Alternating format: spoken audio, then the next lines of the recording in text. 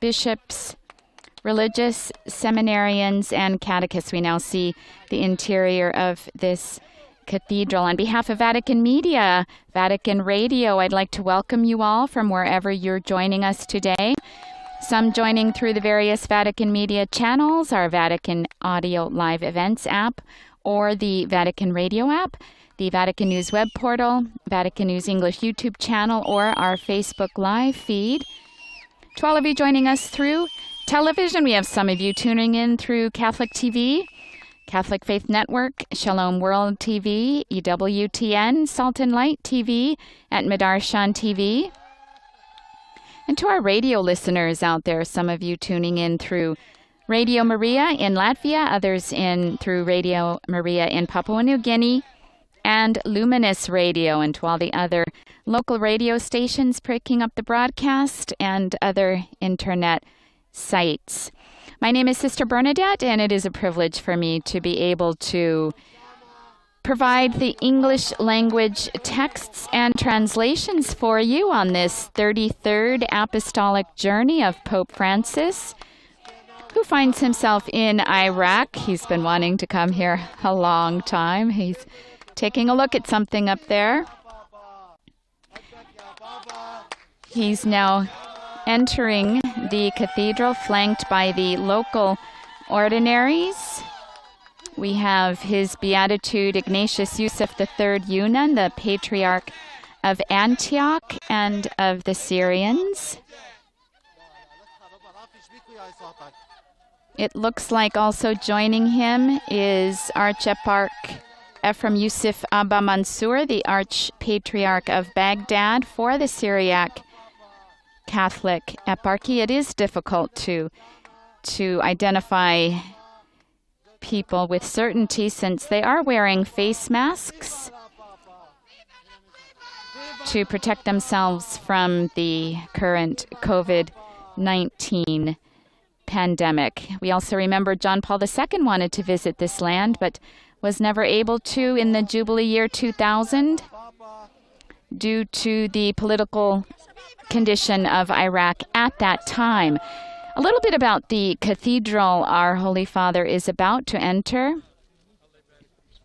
He first is greeting the sick here. It looks like there's a Lourdes grotto behind. A moment our Holy Father generally finds wherever he goes to be able to meet with the sick. The cathedral our Holy Father is about to enter is the Cathedral of the Syrian Catholic Archieparchy of Baghdad, one of the largest churches in the city. It was the target of two terrorist attacks. One took place on October 31st in 2010. We heard the president of Iraq recall that attack. The so-called Islamic State took responsibility for that attack. It was extremely bloody. There were 48 Catholics killed. Another 10 were killed as well, including 2 priests. About 70 others were injured. The cathedral itself is located in the central district of Karada.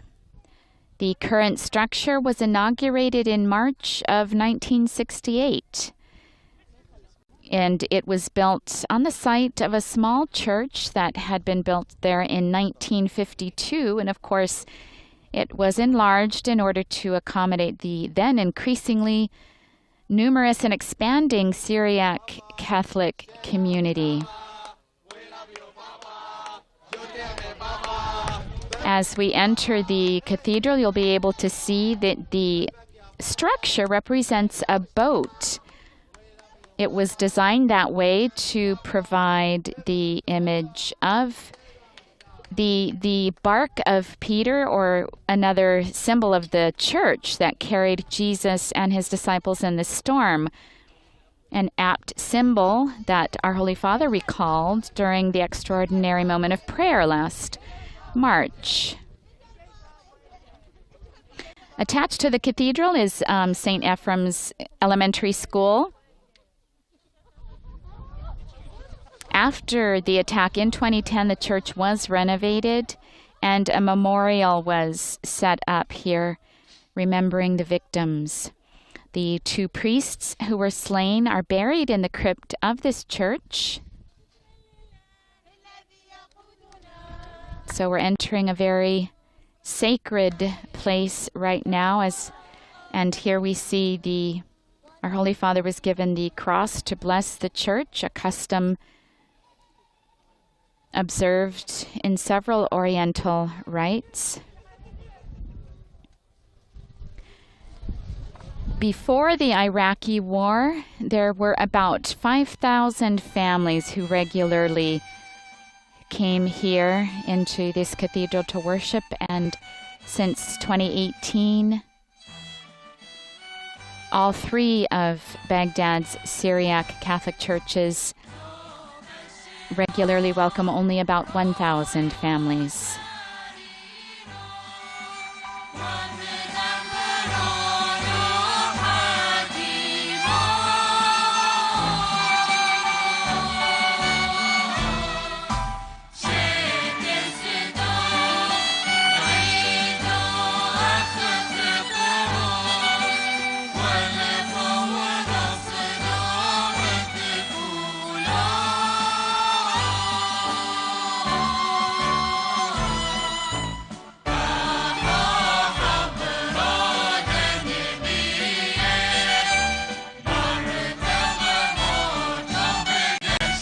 Holy Father has entered the church now. He is standing just before the altar. A child here bringing him flowers, which he will now take. This is customary when our Holy Father enters a Catholic place of worship.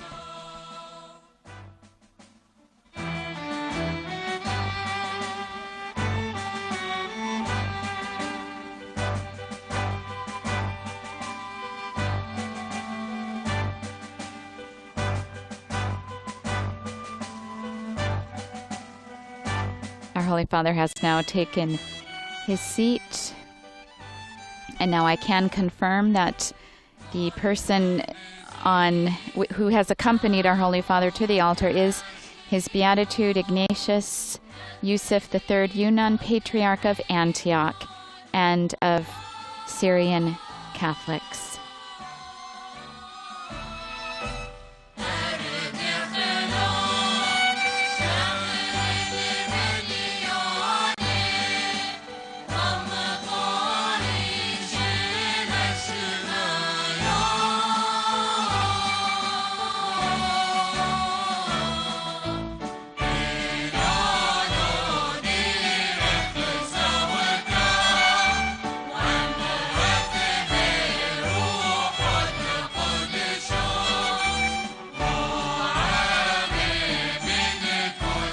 Christians here in Iraq have long been awaiting our Holy Father's journey, and he sent them a video message prior to coming to their land saying, "I've greatly desired to meet you, to see your faces, to visit your country, an ancient and outstanding cradle of civilization."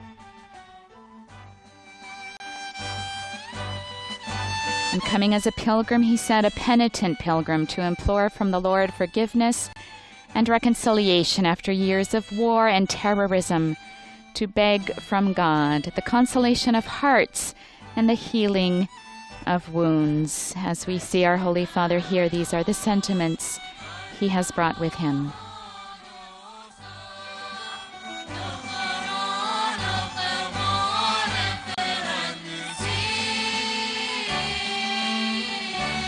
Sitting on the other side of our Holy Father is His Eminence, Cardinal Louis Raphael Sacco. He's the Metropolitan Archeparch of Baghdad of the Chaldeans.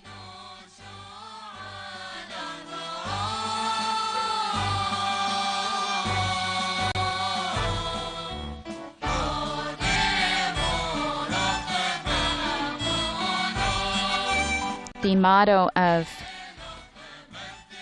the Pope's trip to Iraq, "You are all brothers and sisters," taken from Matthew chapter 23, verse 8.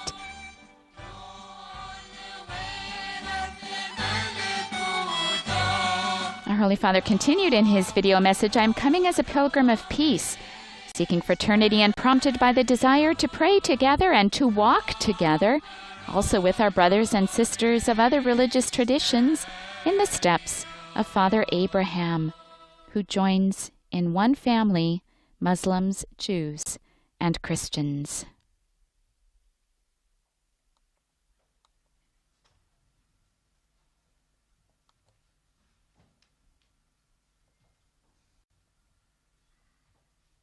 Santo Padre, to bachlom ro'yo shariro wamdabrono hakimo, benvenuto nella pace, pastore vero. Welcome in peace,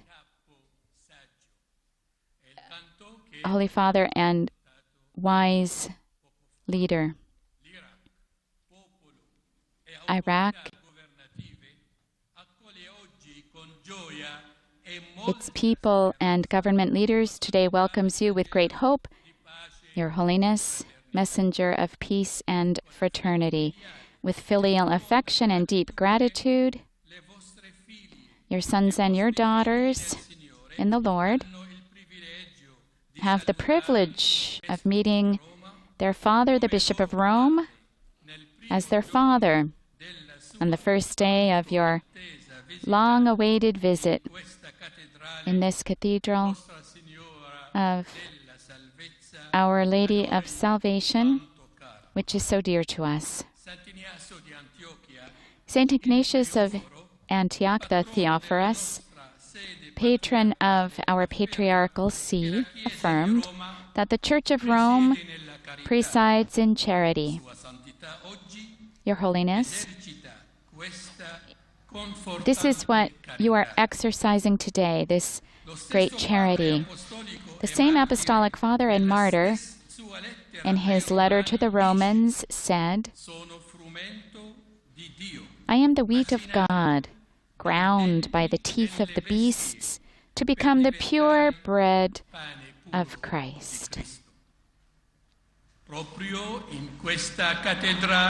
Right here in this cathedral, 10 years ago, during the Divine Liturgy on Sunday, 48 Christians, children and adults, women and men, among them 2 young priests, were massacred by terrorists.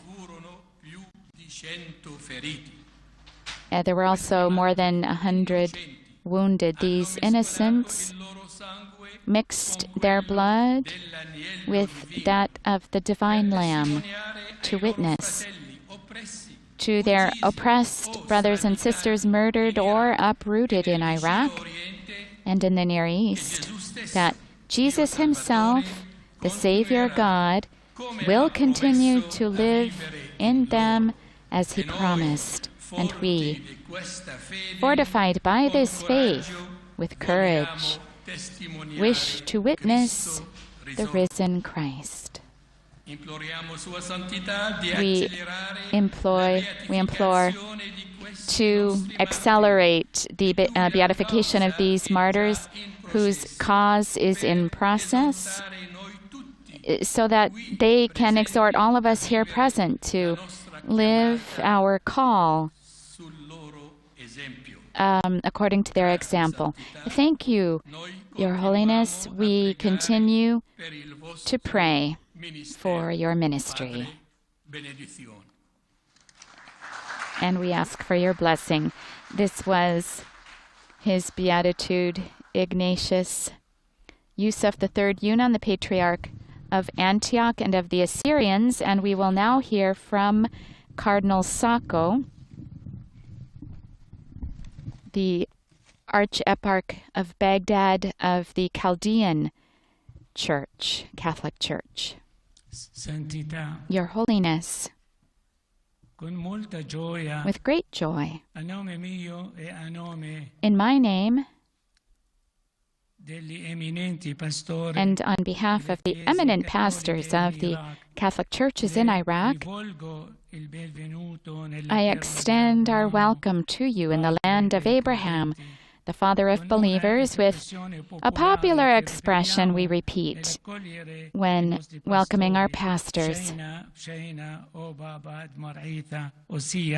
And what he just said means, "Welcome, O Father, to our church."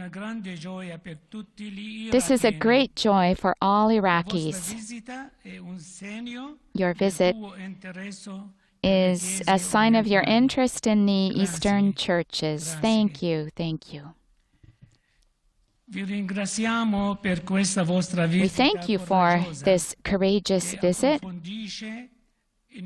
that deepens our trust in the Lord and encourages us to continue in the life of faith and constancy or perseverance, to consolidate our mutual fraternal relationships between Christians and with our Muslim compatriots whom we love as brothers and sisters. As you called them in your encyclical letter, Fratelli Tutti. Christians were the great majority when the Muslims arrived in our country, and they gave much to the Muslims. Rather, our ancestors created a model of coexistence, contributing notably to the culture. Today, we have become a minority, but we are a lively and active minority, and we have contributed to the construction of Iraq and to the development of its culture. In these last years, we have undergone many difficulties, dangers, and persecutions, and the greatest witness is this cathedral of the Syriac Catholics, in which we are gathered this evening, which was subject to a criminal bombardment on the 31st of October 2010 during Holy Mass. 48 martyrs were killed, among whom were two of our young priests, Taher and Wasim, and many were wounded.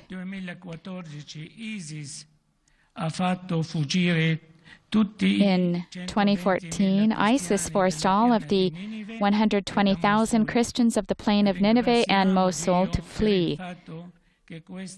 We thank God for the fact that these areas were liberated in 2017, and almost 50% of the inhabitants have returned.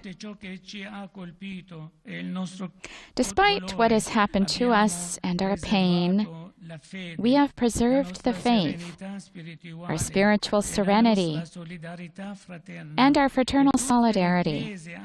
And all the churches have done a great job of standing by the people who have been harmed, to help them and alleviate their suffering. Your Holiness, your paternal visit gives us the grace to overcome adversity. It reassures us that we are not forgotten, and it generates in us confidence and enthusiasm to continue our journey of faith and evangelical witness, notwithstanding the difficulties we face, and to contribute along with our Muslim compatriots and others to construct our country on solid laws and to establish the values of citizenship and coexistence on the basis of a respectful fraternity in diversity and pluralism. God willing, thanks to your prayers, your continued interest, and the goodwill of the Iraqis, we will emerge from our crises toward a better future. Thank you. We just heard the words of His Eminence Cardinal Louis Raphael Sacco, Metropolitan Archbishop of Baghdad of the Chaldean Christian Church, Catholic Church. He was created a cardinal by Pope Francis in the consistory of June in 2018. Our Holy Father has now taken his seat, and we prepare ourselves now to hear his words. Beatitudine, eccellenze, cari sacerdoti, religiosi, care suore, cari fratelli e sorelle. Your Beatitudes, Your Excellencies, dear priests and religious sisters, dear brothers and sisters, I embrace all of you with the Father's affection. I am grateful to the Lord, who in His providence has made it possible for us to meet today. I thank His Beatitude Patriarch Ignatius Yusuf Yunan and His Beatitude Cardinal Louis Sacco for their words of welcome. We are gathered in this Cathedral of Our Lady of Salvation, hallowed by the blood of our brothers and sisters who here paid the ultimate price of their fidelity to the Lord and His Church. May the memory of their sacrifice inspire us to renew our own trust in the power of the cross and its saving message of forgiveness, reconciliation, and rebirth. Il cristiano infatti è chiamato a testimoniare l'amore di Cristo ovunque in ogni tempo. For Christians, in fact, are called to bear witness to the love of Christ in every time and place, and this is the gospel that must be proclaimed and embodied in this beloved country as well. أصحاب السيادة الأساقفة الكهنة والرهبان والراهبات الأعزاء الإخوة والأخوات الأعزاء أعانقكم جميعا بمودة أبوية. أشكر الله الذي سمح لنا بعنايته الإلهية أن نلتقي اليوم، وأشكر غبطة البطيارك مارغناطيوس يوسف الثالث يونان وغبطة البطيارك الكاردينال مارويس رافائيل ساكو على كلماتهم الترحيبية. نجتمع اليوم في كاتدرائية سيدة النجاة هذه ونتبارك فيها بدماء إخوتنا وأخواتنا الذين دفعوا هنا ثمن أمانتهم للرب ولكنيسته ثمنا غاليا. أرجو أن تلهمنا ذكرى تضحيتهم بأن نجدد ثقتنا بقوة الصليب ورسالته الخلاصية للمغفرة والمصالحة والولادة الجديدة. ففي الواقع المسيحي مدعو للشهادة لمحبة المسيح في كل مكان وزمان. هذا هو الإنجيل الذي يجب إعلانه وتجسيده في هذا البلد الحبيب أيضا. Come vescovi e sacerdoti religiosi e religiose e responsabili laici, tutti voi condividete le gioie, le sofferenze, le speranze e le angosce dei fedeli di Cristo, i bisogni del popolo di Dio e le ardue sfide pastorali che affrontate quotidianamente si sono aggravate in questo tempo di pandemia. Tuttavia, ciò che mai deve essere bloccato o ridotto è il nostro zelo apostolico, che voi attingete da radici antichissime, dalla presenza interrotta della Chiesa in queste terre fin dai primi tempi. Sappiamo quanto sia facile essere contagiati dal virus dello scoraggiamento, che a volte sembra diffondersi intorno a noi. Eppure il Signore ci ha dato un vaccino efficace contro questo brutto virus. È la speranza. La speranza che nasce dalla preghiera perseverante e dalla fedeltà quotidiana al nostro apostolato. Con questo vaccino possiamo andare avanti con energia sempre nuova per condividere la gioia del Vangelo come discepoli missionari e segni viventi della presenza del Regno di Dio, regno di santità, di giustizia e di pace. وأنتم بصفتكم أساقفة وكهنة As bishops and priests, men and women, religious catechists and lay leaders, all of you share in the joys and sufferings, the hopes and anxieties of Christ's faithful, the needs of God's people, and the daunting pastoral challenges that you daily face, which have been aggravated in this time of the pandemic. What must never be locked down or reduced, however, is our apostolic zeal, drawn in your case from ancient roots, from the unbroken presence of the Church in these lands since earliest times. We know how easy it is to be infected by the virus of discouragement that at times seems to spread all around us. Yet the Lord has given us an effective vaccine against that nasty virus. It is the hope born of persevering prayer and daily fidelity to our apostolates. With this vaccine, we can go forth with renewed strength to share the joy of the gospel as missionary disciples and living signs of the presence of God's kingdom of holiness, justice, and peace. يمكننا المضي قدما بقوة متجددة دائما لكي نشارك فرح الإنجيل كتلاميذ مرسلين وعلامة حية لحضور ملكوت الله، ملكوت قداسة وعدل وسلام. Quanto ha bisogno il mondo intorno a noi di ascoltare questo messaggio. Non dimentichiamo mai che Cristo è annunciato soprattutto dalla testimonianza di vite trasformate dalla gioia del Vangelo. Come vediamo dall'antica storia della Chiesa in queste terre, una fede viva in Gesù è contagiosa. Può cambiare il mondo. L'esempio dei santi ci mostra che seguire Gesù Cristo non è solamente una cosa vera e giusta, ma anche bella, capace di colmare la vita di un nuovo splendore e di una gioia profonda anche in mezzo alle prove. Le difficoltà fanno parte dell'esperienza quotidiana dei fedeli iracheni. Negli ultimi decenni voi e i vostri concittadini avete dovuto affrontare gli effetti della guerra e delle persecuzioni, la fragilità delle infrastrutture di base e la continua lotta per la sicurezza economica e personale che spesso ha portato a sfollamenti interni e alla migrazione di molti anche tra i cristiani in altre parti del mondo.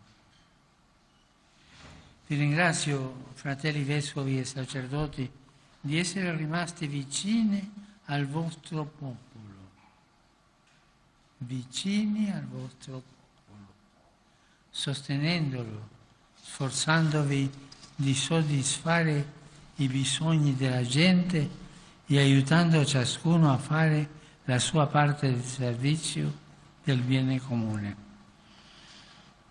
L'apostolato educativo e quello caritativo delle vostre chiese particolari rappresentano una preziosa risorsa per la vita sia della comunità ecclesiale sia dell'intera società. Vi incoraggio a perseverare in questo impegno al fine di garantire che la comunità cattolica in Iraq, sebbene piccola come un granello di senape, continui a arricchire il cammino del Paese nel suo insieme. How much the world around us needs to hear that message. Let us never forget that Christ is proclaimed above all by the witness of lives transformed by the joy of the gospel. As we see from the earliest history of the Church in these lands, a living faith in Jesus is contagious. It can change the world. The example of the saints shows us that Christian discipleship is not only something right and true, but also something beautiful, capable of filling life with new splendor and profound joy, even in the midst of great difficulties. Hardships are part of the daily experience of the Iraqi faithful. In recent decades, you and your fellow citizens have had to deal with the effects of war and persecution, the fragility of basic infrastructures, and the ongoing struggle for economic and personal security that has frequently led to internal displacements and the migration of many people, including Christians, to other parts of the world. I thank you, my brother bishops and priests, for remaining close to your people, supporting them, striving to meet their needs, and helping them play their part in working for the common good. The educational and charitable apostolates of your local churches represent a rich resource for the life of both the ecclesial community and the larger society. I encourage you to persevere in these efforts in order to ensure that Iraq's Catholic community, though small like a mustard seed, continues to enrich the life of society as a whole. لحياة الجماعة الكنسية والمجتمع بأسره. إني أشجعكم على المثابرة في هذا الاجتهاد من أجل أن تتمكن الجماعة الكاثوليكية في العراق وإن كانت صغيرة مثل حبة الخردل من الاستمرار في إثراء مسيرة البلد بأكمله.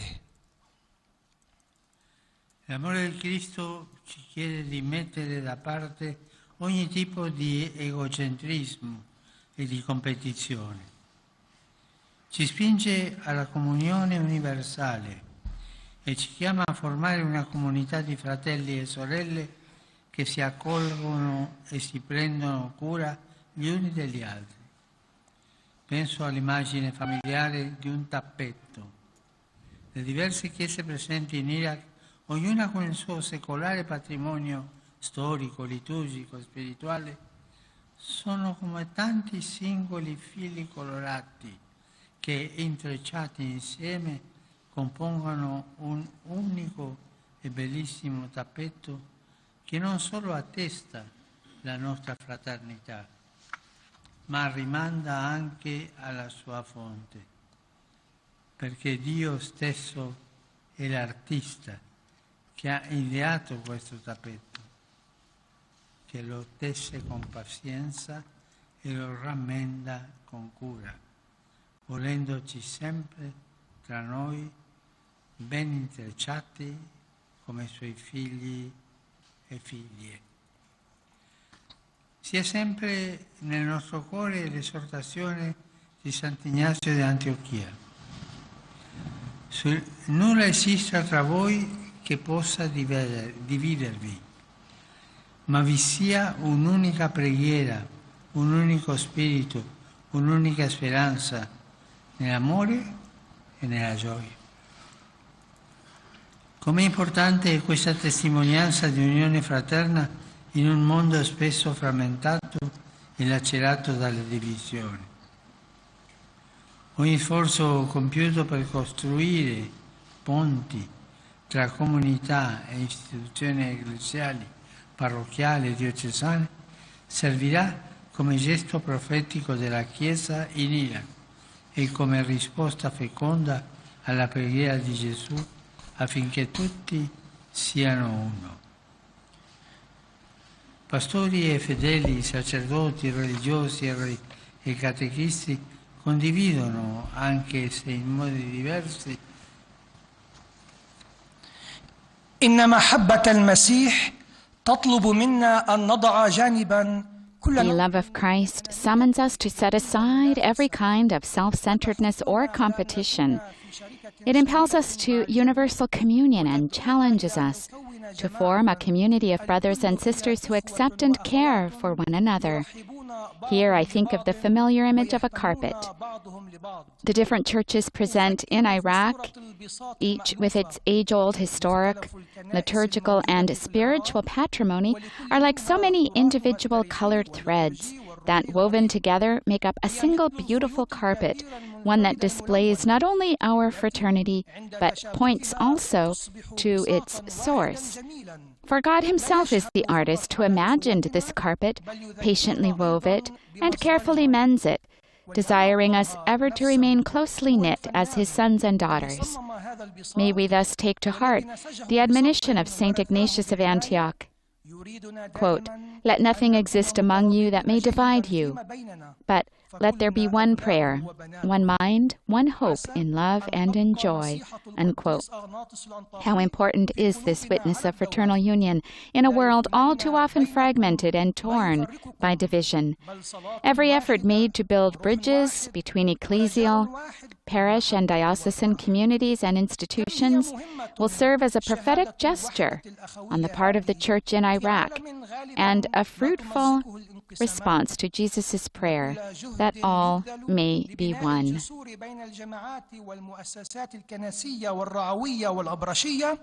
سيكون بادرة نبوية في كنيسة العراق واستجابة مثمرة لصلاة يسوع بأن يكونوا جميعهم واحدا. Pastori e fedeli, sacerdoti, religiosi e catechisti condividono, anche se in modi diversi, la responsabilità di portare avanti la missione della Chiesa. A volte possono sorgere nodi che ostacolano la tessitura della fraternità. Sono nodi che portiamo dentro di noi. Del resto siamo tutti peccatori. Tuttavia questi nodi possono essere sciolti dalla grazia, da un amore più grande, possono essere allentati dal perdono e dal dialogo fraterno, portando pazientemente i pesi gli uni degli altri e rafforzandosi a vicenda nei momenti di prova e di difficoltà. Ora vorrei dire una parola speciale ai miei fratelli vescovi. Mi piace pensare al nostro ministero episcopale in termini di vicinanza. Il nostro bisogno di rimanere con Dio nella preghiera, accanto ai fedeli affidati alle nostre cure e ai nostri sacerdoti. Siate particolarmente vicini ai vostri sacerdoti, che non vi vedano come amministratori o manager, ma come padri, preoccupati perché i figli stiano bene, pronti a offrire loro sostegno e incoraggiamento con cuore aperto. Accompagnateli con la vostra preghiera, col vostro tempo, con la vostra pazienza, apprezzando il loro lavoro e guidando la loro crescita.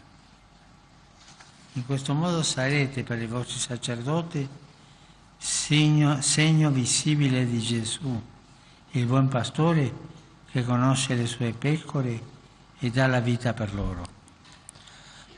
تقع مسؤولية حمل رسالة الكنيسة على عاتق الجميع.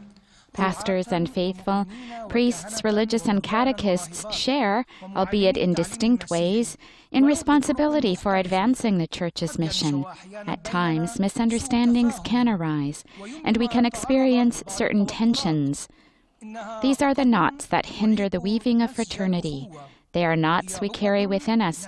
After all, we are all sinners. Yet, these knots can be united by grace, by a greater love. They can be loosened by the medicine of forgiveness and by fraternal dialogue, by patiently bearing one another's burdens and strengthening each other in moments of trial and difficulty. Here I would like to say a special word to my brother bishops. I like to think of our episcopal ministry in terms of closeness, our need to remain close to God in prayer, close to the faithful entrusted to our care, and close to our priests. Be particularly close to your priests. Let them not see you as only an administrator or manager, but as true fathers concerned for their welfare. ready to offer them support and encouragement with an open heart. Accompany them with your prayer, your time, your appreciation for their work, and your efforts to guide their growth. In this way, you will be for your priests a visible sign and model of Jesus, the Good Shepherd, who knows his sheep and gives his life for them. وسوف تكونون لكهنتكم بهذه الطريقة علامة مرئية ليسوع الراعي الصالح الذي يعرف خرافه ويبذل حياته في سبيلها. Cari sacerdoti religiosi e religiose, catechisti, seminaristi che vi preparate al futuro ministero, tutti voi avete sentito la voce del Signore nei vostri cuori e come il giovane Samuele avete risposto eccomi. Questa risposta che vi invito a rinnovare ogni giorno conduca ciascuno di voi a condividere la buona novella con entusiasmo e con coraggio, vivendo e camminando sempre alla luce della parola di Dio che abbiamo il dono e il compito di annunziare. Sappiamo che il nostro servizio comporta anche una componente amministrativa, ma questo non significa che dobbiamo passare tutto il nostro tempo in riunioni o dietro una scrivania. È importante uscire in mezzo al nostro gregge e offrire la nostra presenza e il nostro accompagnamento ai fedeli nelle città e nei villaggi. Penso a quanti rischiano di restare indietro, ai giovani, agli anziani, ai malati e ai poveri. Quando serviamo il prossimo con dedizione, come voi fate, in spirito di compassione, umiltà, gentilezza, con amore, stiamo realmente servendo Gesù come Lui stesso ci ha detto. E servendo Gesù negli altri scopriamo la vera gioia. Non allontanatevi del santo popolo di Dio, nel quale siete nati. Non dimenticatevi delle nostre mamme e delle nostre nonne che vi hanno allattato nella fede, come direbbe San Paolo. Siate pastori, servitori del popolo e non funzionari di Stato, chierici di Stato, sempre nel popolo di Dio, mai staccati come se foste una classe privilegiata. Non rinnegate questa stirpe nobile che è il santo popolo di Dio. أعزائي الكهنة والرهبان والراهبات ومعلمي التعليم المسيحي والإكليريكيين. Dear priests, men and women religious, catechists, seminarians preparing for future ministry, all of you have heard the voice of the Lord in your hearts, and like the young Samuel, you have answered, "Here I am." May that response, which I invite you to renew daily, lead each of you to share the good news with courage and zeal, living and walking always in the light of the Word of God, that we have the gift and responsibility to proclaim. We know that our service necessarily has an administrative component, but that does not mean we should spend all our time in meetings or behind a desk. It is important to go out among our flock and offer the gift of our presence and accompaniment to the faithful in our cities and villages. I think especially of those who risk being left behind, the young, the elderly, the sick, and the poor. When we serve our neighbors with dedication, as you are doing, in a spirit of compassion, humility, kindness, and love, we are really serving Jesus as he himself told us. And by serving Jesus and others, we discover true joy. Never step back from the holy people of God into which you were born. Remember your mothers and grandmothers who, as St. Paul says, raised you in the faith.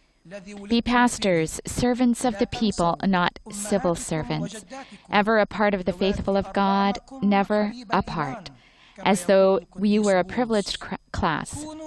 Do not renounce that noble lineage, which is the holy people of God. لا تنفصلوا عنه أبدا كما لو كنتم طبقة مميزة لا تنكروا الأمة النبيلة التي هي شعب الله المقدس. Vorrei tornare ora ai nostri fratelli e sorelle morti nell'attentato terroristico in questa cattedrale 10 anni fa e la cui causa di beatificazione è in corso. La loro morte ci ricorda con forza che l'incitamento alla guerra, gli atteggiamenti di odio, la violenza e lo spargimento di sangue sono incompatibili con gli insegnamenti religiosi. E voglio ricordare tutte le vittime di violenze e persecuzioni appartenenti a qualsiasi comunità religiosa. Domani a Ur incontrerò i leader delle tradizioni religiose presenti in questo Paese per proclamare ancora una volta la nostra convinzione che la religione deve servire la causa della pace e dell'unità tra tutti i figli di Dio. Questa sera voglio ringraziarvi per il vostro impegno di essere operatori di pace all'interno delle vostre comunità e con i credenti di altre tradizioni religiose, spargendo semi di riconciliazione e di convivenza fraterna che possono portare a una rinascita di speranza per tutti. Penso in particolare ai giovani. Ovunque sono portatori di promesse e di speranza, e soprattutto in questo Paese. Qui infatti non c'è solo un inestimabile patrimonio archeologico, ma una ricchezza incalcolabile per l'avvenire. Sono i giovani, sono il vostro tesoro e occorre prendersene cura, alimentandone i sogni, accompagnandone il cammino, accrescendone la speranza. Benché giovani, infatti, la loro pazienza è già stata messa duramente alla prova dai conflitti di questi anni. Ma ricordiamoci loro, insieme agli anziani, che sono la punta di diamante del Paese, i frutti più saporiti dell'albero. Sta a noi coltivarli nel bene e irrigarli di speranza. أود أن أعود الآن إلى إخوتنا وأخواتنا الذين لقوا حتفهم. Let me mention once more our brothers and sisters who died in a terrorist attack in this cathedral some 10 years ago, and whose cause for beatification is underway. Their deaths are a powerful reminder that inciting war, hateful attitudes, violence, or the shedding of blood are incompatible with authentic religious teachings. I also want to remember all the victims of violence and persecution regardless of the religious groups to which they belong. Tomorrow in Ur, I will meet with the leaders of the religious traditions present in this country in order to proclaim once again our conviction that religion must serve the cause of peace and unity among all God's children. This evening, I want to thank you for your efforts to be peacemakers within your communities and with believers of other religious traditions, sowing seeds of reconciliation and fraternal coexistence that can lead to a rebirth of hope for everyone.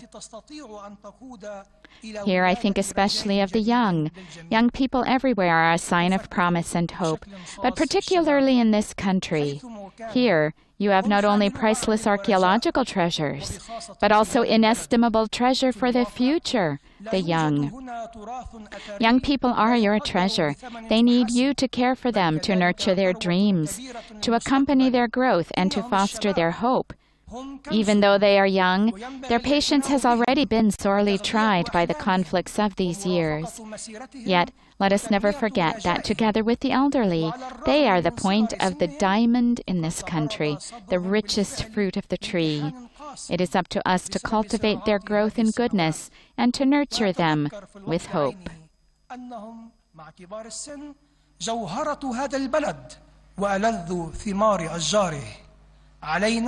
تقع مسؤولية زراعة الخير فيهم وإرواء رجائهم. Fratelli e sorelle, attraverso il battesimo e la confermazione, attraverso l'ordinazione o la professione religiosa, siete stati consacrati al Signore e invitati per essere discepoli missionari in questa terra così strettamente legata alla storia della salvezza. Siete parte di questa storia, testimoniando fedelmente le promesse di Dio, che mai vengono meno, e cercando di costruire un nuovo futuro.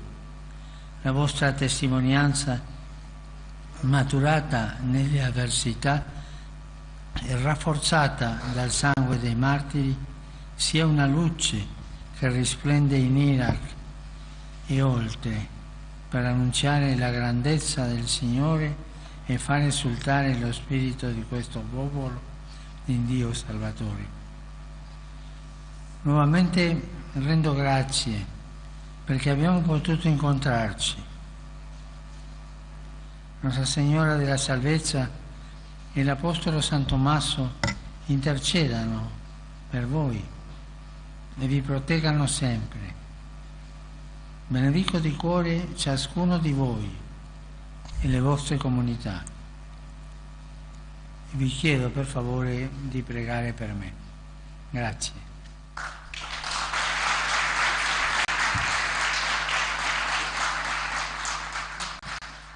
Brothers and sisters, first through your baptism and confirmation, and later through your ordination or religious profession, you were consecrated to the Lord and sent forth to be missionary disciples in this land, so closely linked to the history of salvation. You are part of that history, faithfully bearing witness to God's never-failing promises as you strive to build a new future. May your witness, matured through your adversity and strengthened by the blood of the martyrs, be a shining light in Iraq and beyond, in order to proclaim the greatness of the Lord and to make the spirit of this people rejoice in God our Savior. Once again, I am grateful that we have been able to be together. May Our Lady of Salvation and the Apostle St. Thomas intercede for you and protect you always. I cordially bless you and your communities, and I ask you, please, to pray for me. Thank you. وأبارك جماعاتكم وأطلب منكم أن تصلوا من أجلي. شكرا.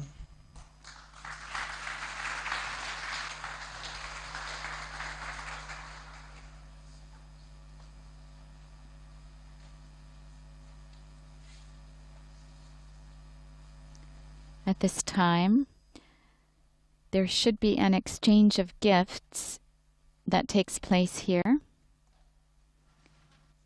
As we get a good overview of this cathedral, we can remember that we are looking on a site where 48 of our fellow believers in Christ of the church here in Iraq gave their lives for the faith. A reliquary, most likely of one or several of them now being given to our Holy Father by Archieparch Ephraim Yusuf Abba Mansour. He is the Archieparch of Baghdad of the Syriac Catholic Eparchy.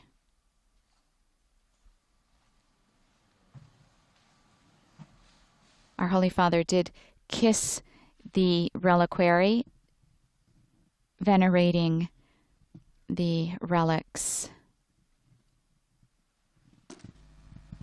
And now our Holy Father presenting the gift he generally gives to the ordinaries of the diocese is that he visits with a chalice.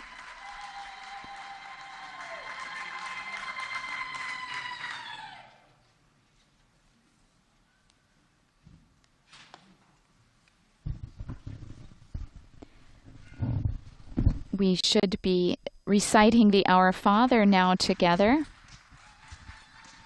after which our Holy Father will extend his apostolic blessing.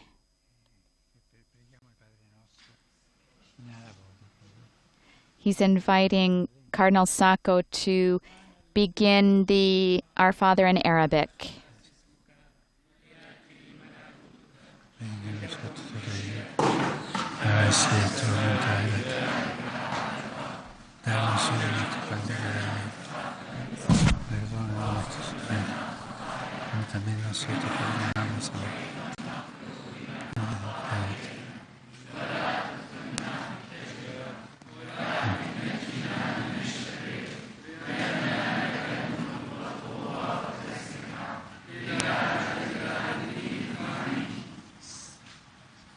Benedica vos, omnipotens Deus, Pater, et Filius, et Spiritus Sanctus. Amen. Questa stola è stata fatta da donne di Caracos, fatta a mano questa stola. Sì, sì. He is explaining that the stole was made by hand by someone in Caracos. And it sounds like we no longer have an audio feed. There should be a final hymn, and our Holy Father will be signing the Book of Honor.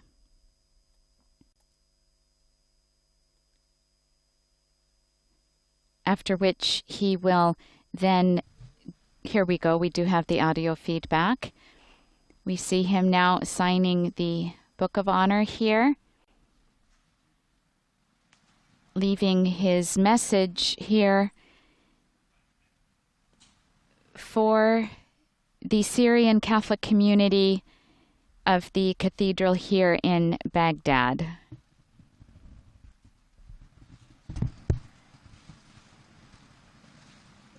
The bishops here represent the Assembly of Catholic Bishops of Iraq,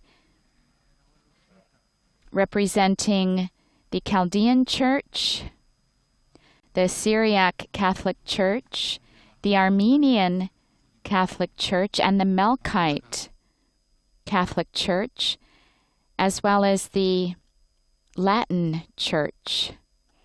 And His Beatitude, Louis Raphael Sacco, the Cardinal here at our Holy Father's, what would be our right, is the president of that assembly. The Latin bishop also belongs to the Conference of Latin Bishops for the Arab region, which comprises bishops from various Middle Eastern countries.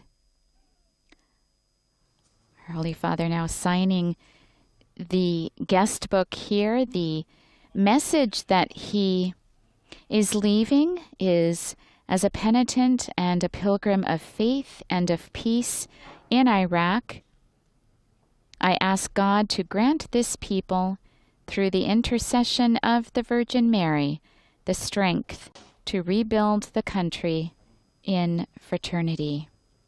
So we join our Holy Father in that prayer for our brothers and sisters in Iraq, trying to rebuild their country. The Iraqi Christian community, composed of Chaldeans, Assyrians, Armenians, Latins, Melkites, Orthodox, and Protestants, has been marked by persecution, as we have heard, also discrimination. Under Saddam Hussein, Christians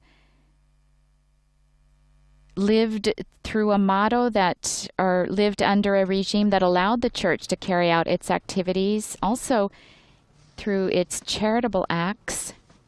But already with Saddam Hussein, there were succession of wars which started in the 80s, which began the exodus of Iraqi Christians abroad. The most massive of these exodus occurred after the U.S.-led military intervention in 2003,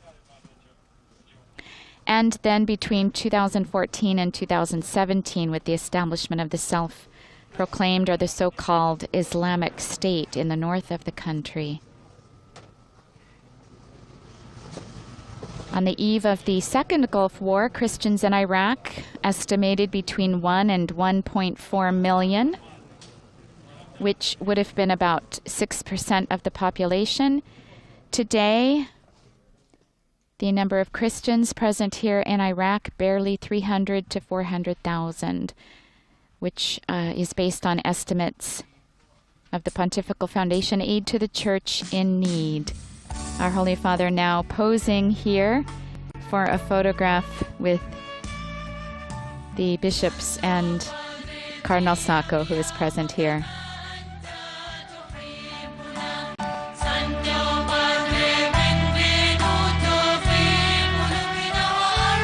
They're singing in Italian. Holy Father, most welcome.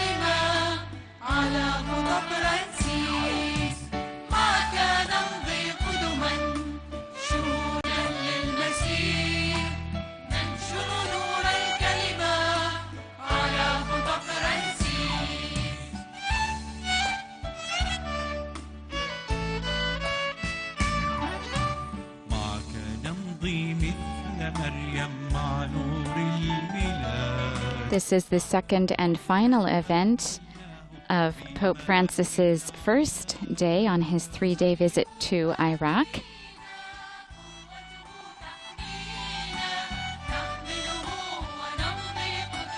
He will now be taken to the Apostolic Nunciature, where he will dine and spend the night. It's almost 6 p.m. local Iraqi time right now. The Apostolic Nunciature is in the area, also located in the Karara district. It's an upper middle class area, one of the 2 main districts where Christians live here in Baghdad.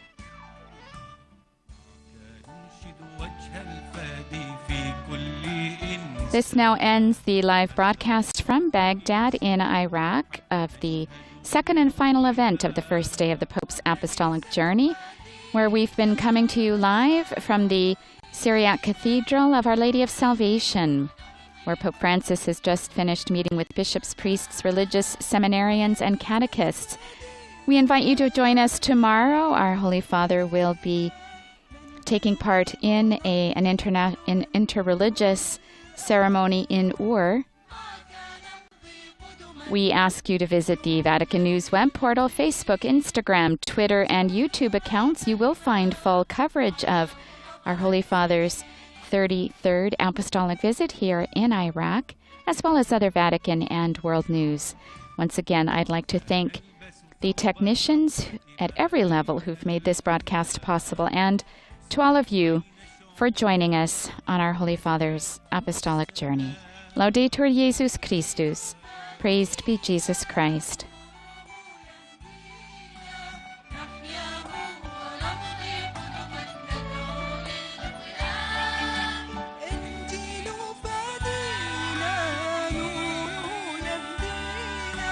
نحيا ونمضي قدما